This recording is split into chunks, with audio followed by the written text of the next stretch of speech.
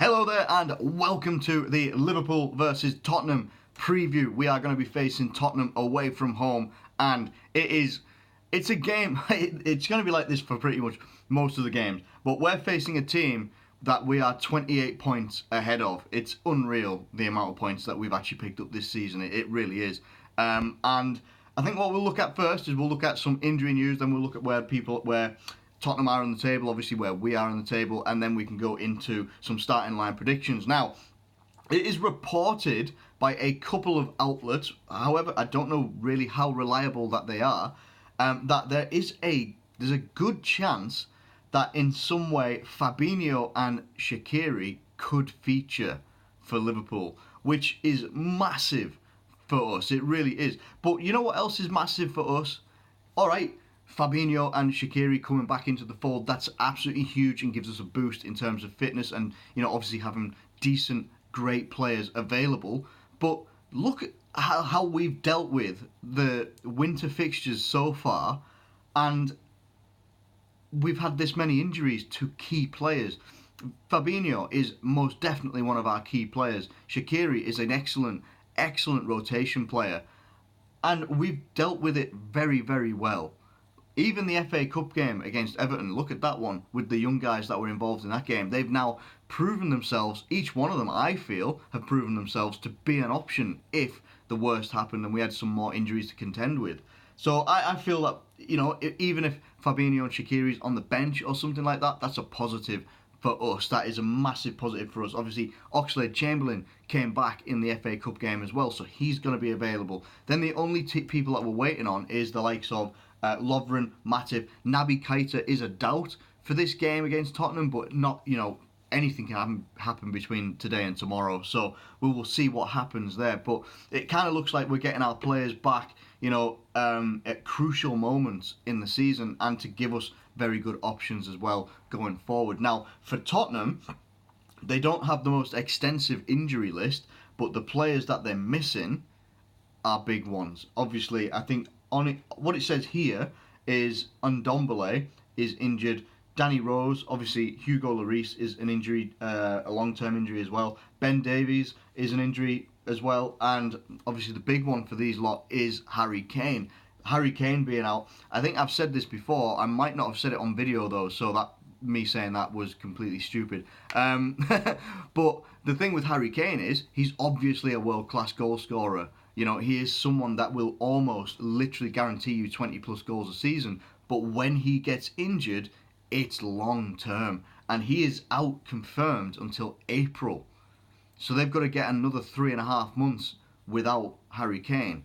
Like, that's massive. And when you think of, I don't know really what Tottenham's squad looks like in terms of strikers, but I think Llorente, he's not there anymore. Obviously, Vincent Janssen never took off whatsoever. So they're going to be relying on maybe doing like a false nine sort of thing, where they'll play maybe Heung-min Son, or they'll play Lucas Moura, maybe even Dele Alli as a false nine as well. He played in that sort of position behind Harry Kane before, but yeah, it's a weird one. I don't know how Tottenham are going to set up and how they're really going to cope, because I watched Tottenham play against Middlesbrough in the FA Cup, and they put out a very, very strong side, and they struggled. They really, really struggled. They had to come back in that game to draw it 1-1, and then, yeah, I think it goes to a replay for them. So, in terms of the table, obviously Liverpool sit on top of the table with 58 points, 19 wins and 1 draw.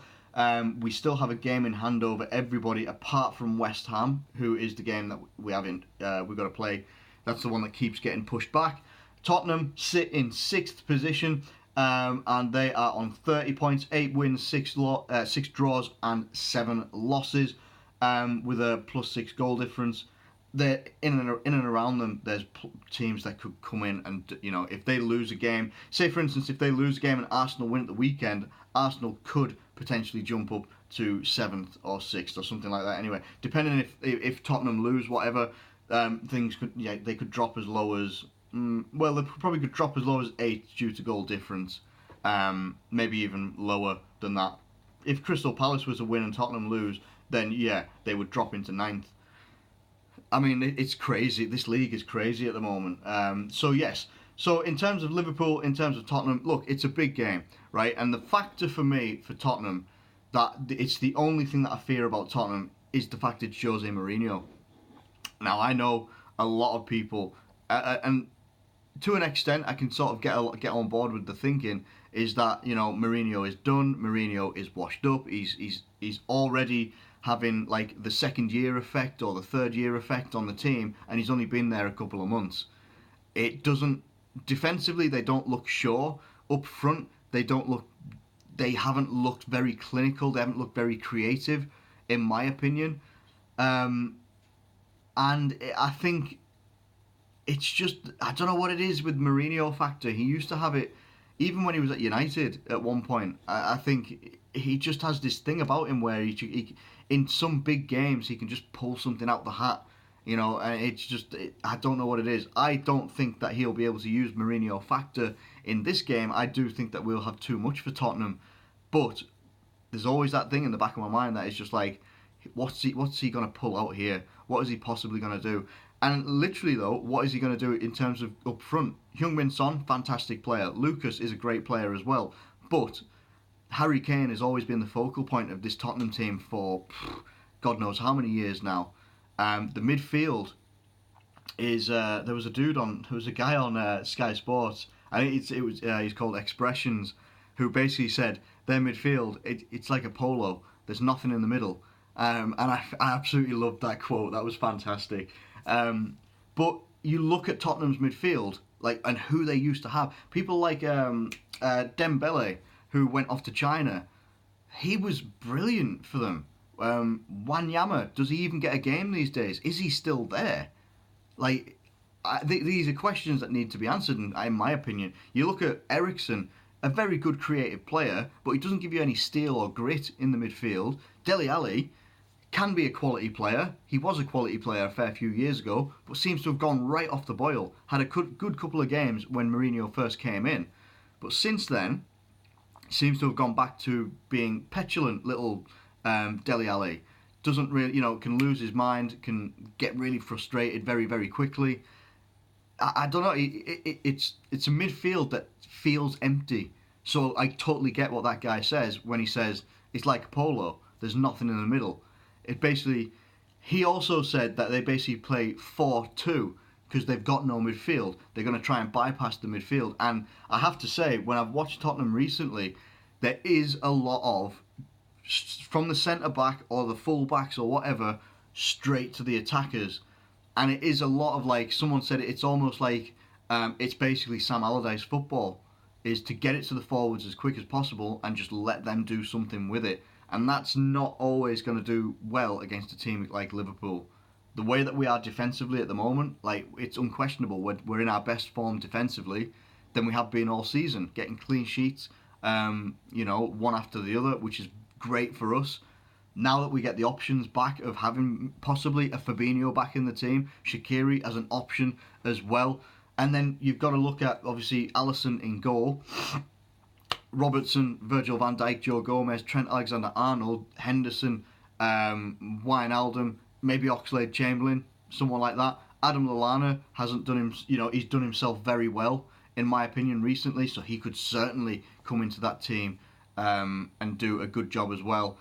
And then the front three, Mo Salah, Bobby Firmino, Mane, fresh off the back of winning African Player of the Year, well deserved by Mane as well. So I just purely feel that we should be, with our lineup, the way that we play, the intense pressure that we put on teams, it's going to be very difficult for Tottenham to break our style of play.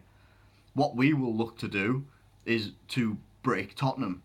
And it's essentially what we try to do against most teams, is to keep the possession, keep the pressure on, keep the ball moving quickly, and then Mane, Firmino, Salah, any of the midfield as well will get forward. Even likes of Henderson will break forward, they'll break onto the right hand side. Trent and Robbo will go onto the right hand side, left hand side, and they'll be putting the pressure on as well. The only way that Tottenham can possibly get a result out here is if they catch us high and they get us on the counter. That is probably the only way that they'll get it, and then even then you've got to get past Alisson, which is no mean feat either. So in my opinion, I believe that this game will finish 2-0 to Liverpool. You know, it's not looking like, I'm not predicting like 3-4-0 or anything like that, because this Tottenham team, no matter what, it still has some strong players in there, but the goalkeeper that they've got in at the moment doesn't look the strongest, like when he was playing as the backup goalkeeper. The centre backs are quite slow. They don't seem very quick to react to situations or the reading of the game.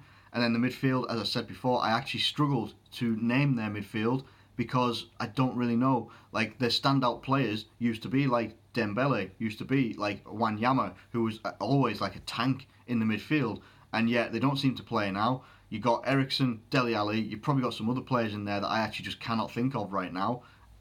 I don't know. They're probably going to rely on the pace of Mora and the pace and good feet of Heung-min Son to try and get them out, to get them anything from the game. And I don't think it'll be enough. But that's just my opinion. Let me know what you think in the comments below. I think it'll be 2-0 to Liverpool. What do you think? Let me know it in the comments below. Thank you ever so much for watching this video. If you have enjoyed it, please do like it and subscribe if you're new around here. Thank you once again, and I'll catch you later.